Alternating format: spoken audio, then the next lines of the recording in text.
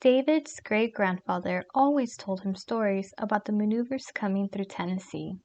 But one specific story that stood out to him was the story of the airplane. Hey, my great-grandfather said he would go out in the field and see planes hitched out next to the fence just like horses.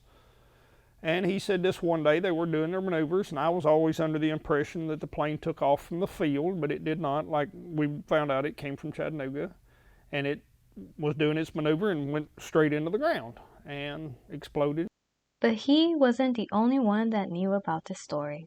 The whole town and his friends would talk about it. This led them to go search for it. Charles and I were working on a fence one day, and Charles comes up and he says, "Hey, do you know the story of the plane?" And I said, "Yes, I do."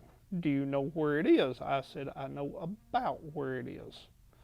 And I got within 150 yards. Keith and Charles went out with a metal detector, started digging. About 3 days later, they say, "Hey, we found it." Charles called me at home one night and he said, "We found it." So I threw my shoes on, got in the truck, took off over the hill.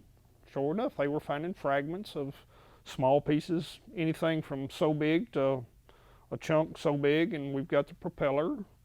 And Keith has identified several pieces, and that's pretty much it. A remarkable discovery that if his great-grandfather was still here, he would not congratulate him.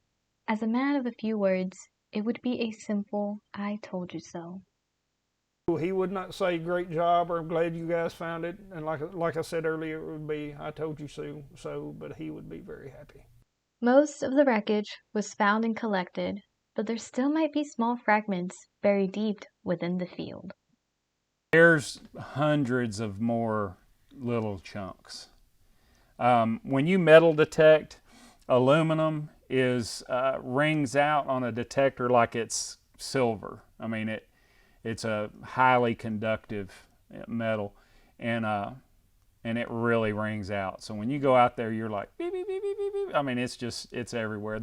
This whole experience has changed not only the lives of him and his friends, but it has also contributed to the history of their small town in Tennessee.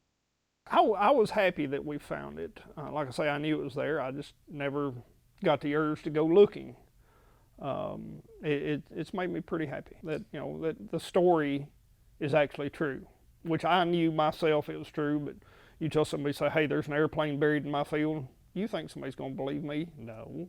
Now I've got proof it's there. David and his friends plan to donate some of the pieces to their local museum. Reporting from NTTV News, I'm Alondra Lopez.